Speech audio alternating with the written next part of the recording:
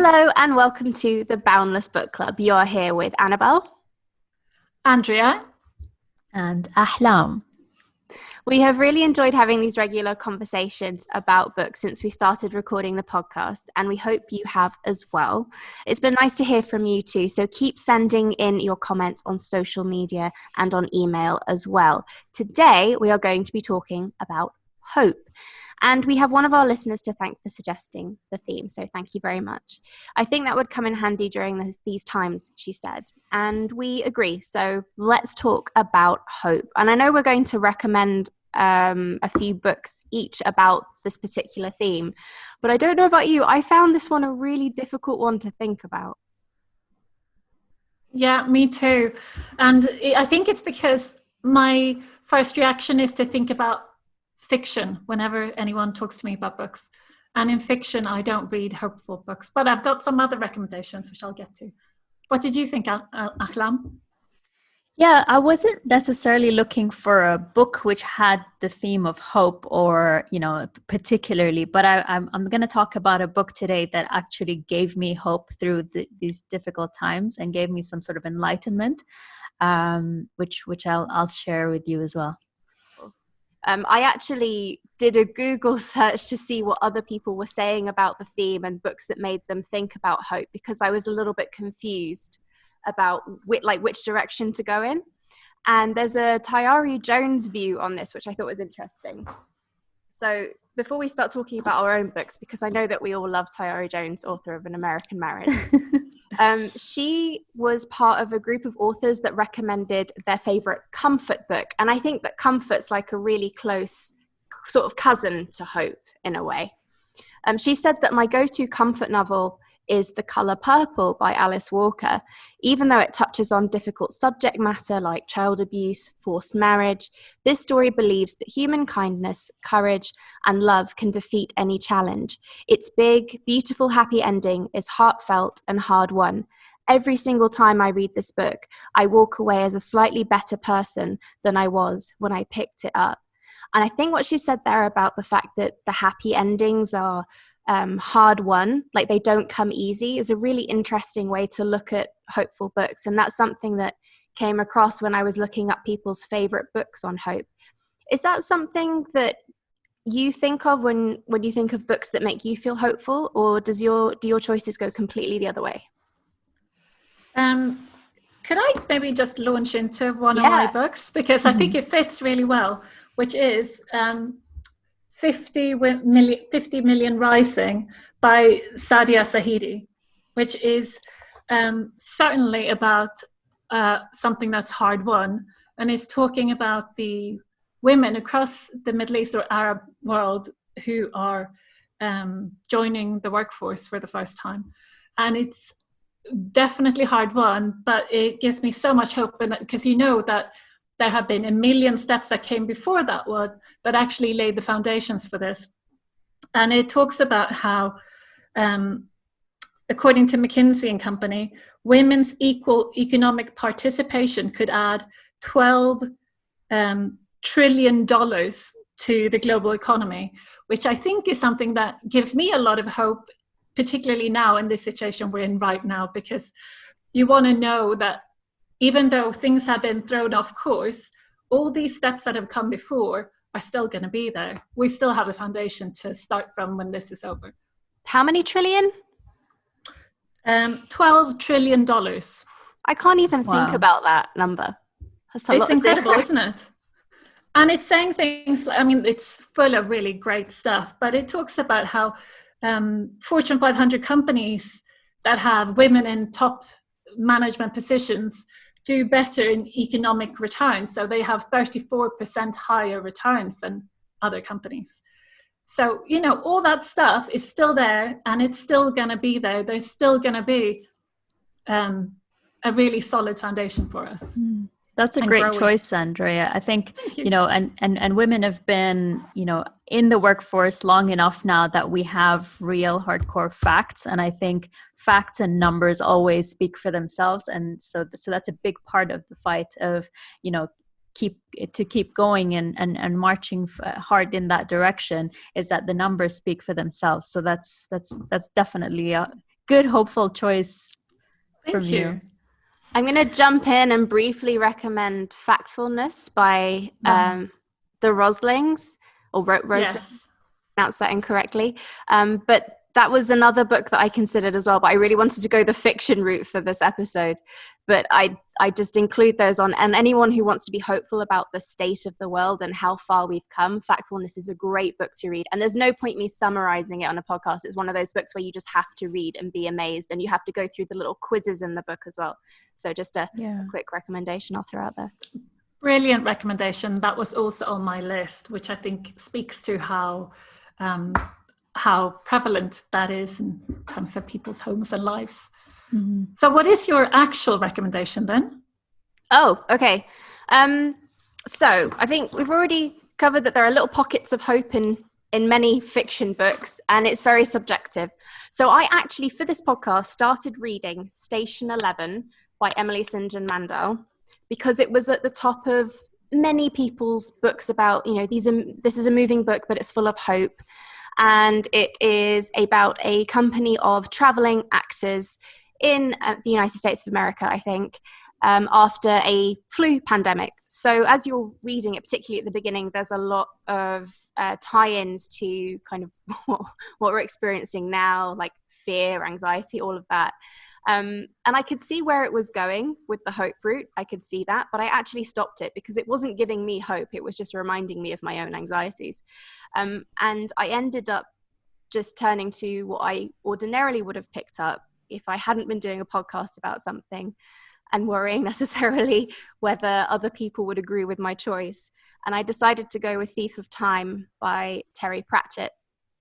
Which actually isn't a Terry Pratchett book I had read before. It's part of a series which is casually referred to as the Death series in the Discworld novel, because one of the main focus points of those series of books is a character called Death, who is a basically parody of the Grim Reaper. And he is Doesn't sound very hopeful, I have to say. Right, this is the thing. This is the thing. All of Terry Pratchett's work, if you're not familiar with it, is incredibly funny. It's all satire. And I still haven't found an author who's able to tackle life's biggest questions in a way that also makes you laugh at the same time and then go, you know what? You're right. The world is that way. How true, how chaotic, but also how comforting to know that we're all the same, that at the end of the day, we'll all have the same question sometimes. What's for breakfast? Like silly little things like that. So Thief of Time, I hadn't actually read before.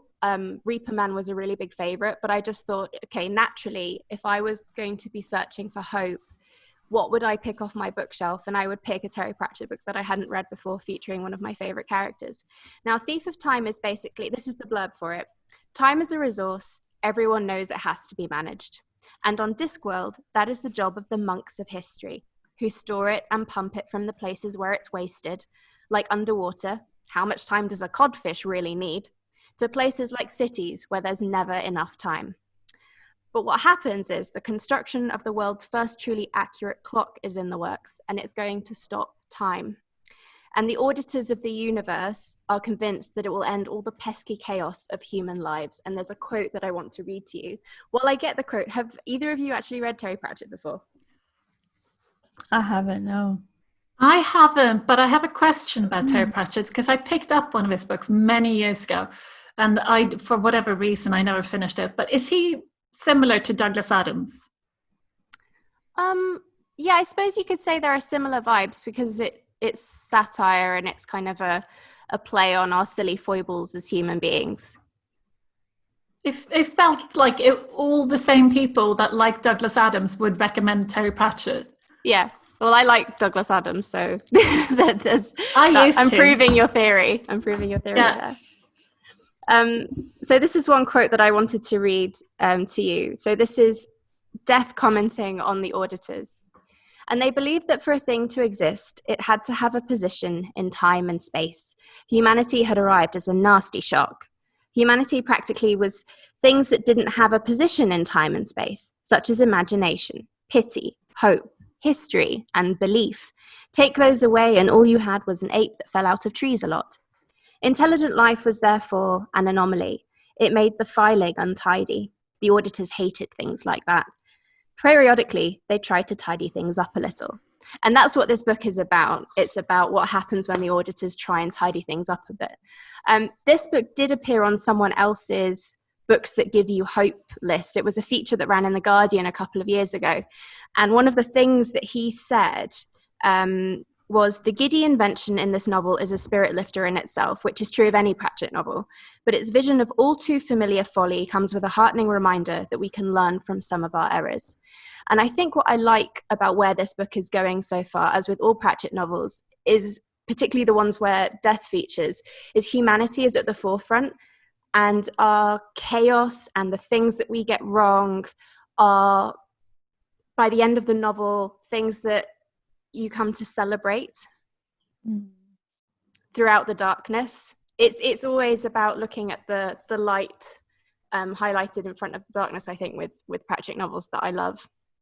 And there's one quote from another series that I wanted to read to you as well. Not another series, sorry. Another one of the books. Which again is why Death is one of my favorite characters, because he constantly points out all of the things about humanity that we sometimes forget about, what makes us rather special and rather wonderful, in spite of all the horrible things that we do. This is from Hogfather, which is a parody of the Santa Claus myth. And he's having a conversation with his granddaughter about why we need fantasy and why we need stories and things like the Tooth Fairy and Santa Claus to believe in. So he says, yes, as practice, you have to start out learning to believe the little lies. They're not the same at all, says Susan. You think so? Then take the universe and grind it down to the finest powder and sieve it through the finest sieve, and then show me one atom of justice, one molecule of mercy. And yet, Death waved a hand, and yet you act as if there is some ideal order in the world, as if there is some rightness in the universe, which it may be judged. Yes, but people have got to believe that, or what's the point? My point exactly. So that's my recommendation. Awesome. Love that. That's a great choice. For me, it was, at this time, it was such an odd time that we were sort of like not sure what we were going to go into after it's all over. So I looked at hope as not this light at the end of the tunnel, but rather like the light in the cracks of our daily life, and how every day can be hopeful, even if it's in multiple small ways. And then that makes your life sort of worthwhile. And the book that gave me that feeling of enlightenment every day was The School of Life by Alain de Botton. And, it's a very popular book. Obviously, it was a bestseller. There's been talks and training courses around the book and the things that he says in the book. So it talks about how in school, we're taught the technical stuff. We're taught the sciences, the maths, using technology, all of those things. And that knowledge is advanced and passed on generation to generation. But the emotional knowledge of understanding, why we feel what we feel, and understanding why we behave in a certain way, that is never taught. No one ever teaches you in school how to select a partner for marriage, or why you feel shame, or why you feel like you need people to like you, or, all of these complex emotions that all of us feel, but we don't really understand. And the book breaks it down in such a great way. It's like a complete decluttering of your complex emotions and thoughts. And every page for me was like, oh my God, that is, while I'm reading it, I have this notebook and I'm writing all of the realizations I'm having about myself. And also like, just all of the learnings in general. So, as human beings, why rituals are so important, for example, why and religion and meditation always goes back to rituals and doing something repetitively, right? Because as human beings, we're so forgetful that, if we believe in something and we know that to be truth and good for us, we need to be doing it repetitively to keep coming back to it. This why my morning coffee feels like a religious experience. It must be. And it's like and it talks about how in school, you know, if a school is only teaching you one thing once and then moves on to the next, to the next, to the next, and you're not practicing something repetitively, it's no wonder we remember so little of what we learn at school, right? I could not remember so much of what we've done in those 12 years, but a good school sort of like teaches you something repetitively, and that's just one of the lessons from the book. There's so many things that I've got here, like understanding your primal wounds, like why something triggers you to behave so intensely and how that's related to things in your childhood or things from the past of your family history as well. And how this feeling of melancholy is okay, because everything we want as human beings are so contradicting. You know, we want security, we want money, but we don't want to be tied to anything. We want freedom, you know, or you want to put down roots somewhere, but at the same time, you want to be traveling the world and not be, you know, tied down to something. And everything we want is so contradicting. We want to eat everything we want, but we don't want to gain weight. And it goes on and on. And our whole state of existence is just contradicting so much. And that's why sometimes when we feel sad but we don't know why, that is why, you know, it's all explained in the book. And it was like mind-blowing, this experience of reading this book. That sounds fantastic. I'd love to read that book.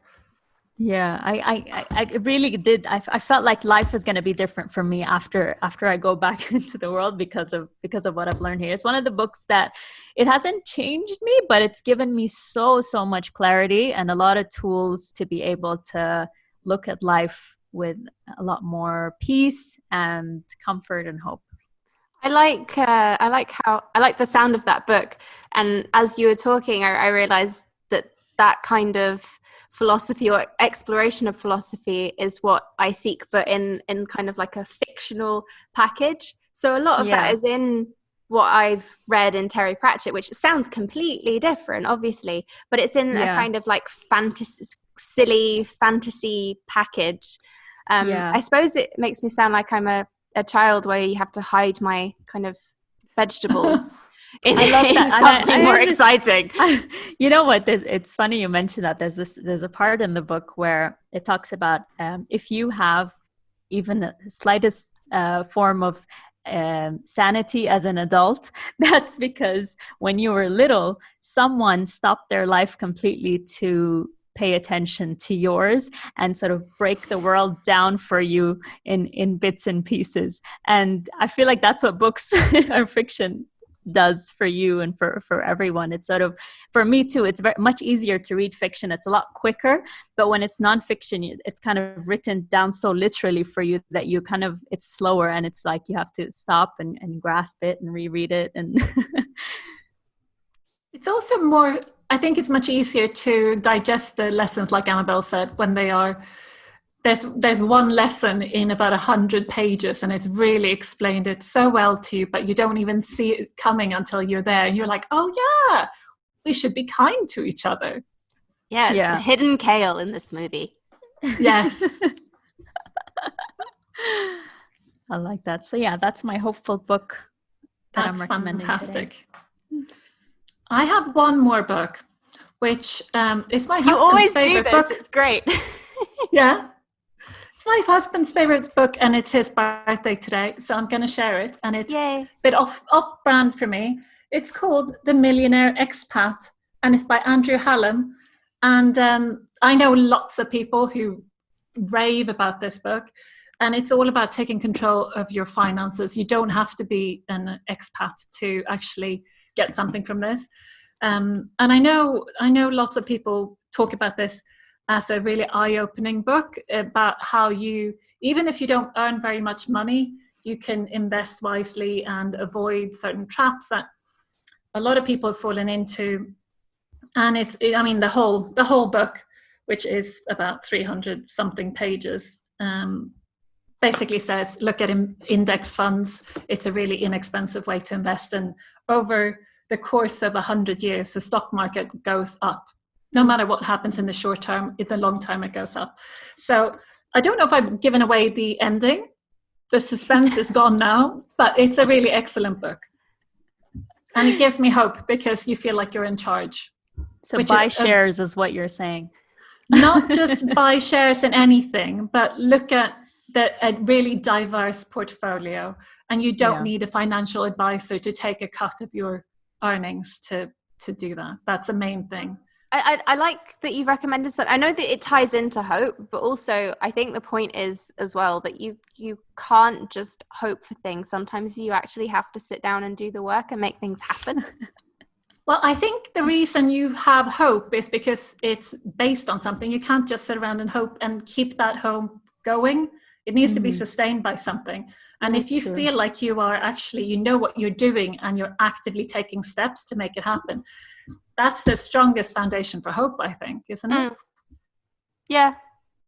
Also, I'm paraphrasing here, but there was another Pratchett quote that I came across, because the reason I keep mentioning different Pratchett books and different Pratchett quotes is often when he's talked about, his philosophy kind of seeps into all of the books. So it's kind of an overarching wisdom that is often highlighted. And one of the things that he said through the words of another character was that the reverse of hope is fear. So hope is like the other side of the coin. And I hadn't thought about it that way before. Yeah, that's interesting. I'll be thinking about that for the rest of the day now. I love it how you're such a Terry Pratchett fan and that you've kept that quite quiet until today. I don't think I have. I think I've written about it in a lot of blogs for the festival. And I really tried not, I thought it was a bit obvious for me to choose it, and I tried to not choose it because I'd already written about it, but it felt disingenuous for me not to say these are the books that give me hope, because they are. Yeah. I think it's great. Mm-hmm. Very different choices. No, I like the books from today. Have you read a book recently that gave you hope? Do you want to suggest a theme, just like this one was suggested by a listener? We would love to hear from you. Email us on comms@emiratesLitFest.com or send us a message on social media. We're on Facebook, Twitter, Instagram, and if you're watching, you'll know that we are on YouTube. Just pop a comment in just below the video and let us know what you think. If you're listening to audio only, don't forget to hit subscribe and give us a rating wherever you get your podcasts. This has been the Boundless Book Club, the Hope episode. Thanks for tuning in. Thanks, guys.